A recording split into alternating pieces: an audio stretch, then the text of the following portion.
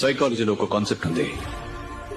ఎవరైనా 21 రోజులు ప్రాక్టీస్ చేస్తే ఉన్న అలవాట్లని వదులుకోవచ్చు, లేని అలవాట్లను చేసుకోవచ్చు. శ్రీ భగవానువాచ కుతస్మకష్మలమిదం విషమే సముపస్థితాం అనార్యజుష్టమస్వర్గ్యమకీర్తికమర్జున. ఇప్పుడు కృష్ణుడు చెప్పిన మాటలు అర్థం చేసుకోండి. అర్జున, ఈ క్షణంలో నీకు వచ్చిన ఈ భయం నీకు సరిపడేది కాదు, ధర్మం కాదు, గౌరవం కాదు. ఇలా వెనక్కి తగ్గితే స్వర్గం రాదు అర్జున, చరిత్రలో నిలబడలేవు. అర్జున, నువ్వు భయపడుతున్నది నీ ముందు యుద్ధం ఉందని కాదు, నీ లోపల యోధుడు నిద్రపోతున్నాడని. ఈ భయం నీలో పుట్టింది. సమయం అడుగుతుంది నువ్వు ఎవరు అని, భయం అడుగుతుంది నువ్వు ఆగుతావా అని.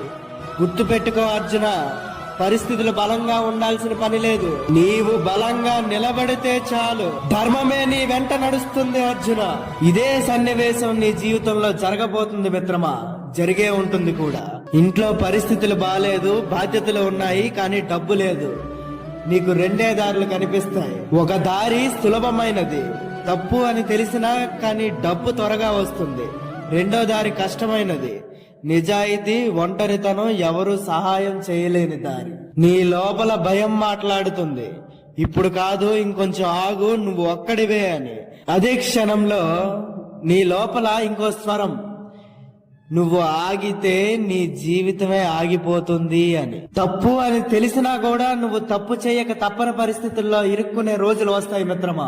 అప్పుడు నీలో ఉన్న భయం చెప్పిన మాట వింటావా, నీలో ఉన్న ధైర్యం చెప్పిన మాట వింటావా అనేది నీ చేతిలోనే ఉంది. కానీ తప్పు చేయకుండా మంచి మార్గం ఎంచుకుంటే మాత్రం పేరు రాదు, గౌరవం రాదు, ఫలితం వెంటనే రాదు. కానీ నువ్వు నిలబడతావు మిత్రమా.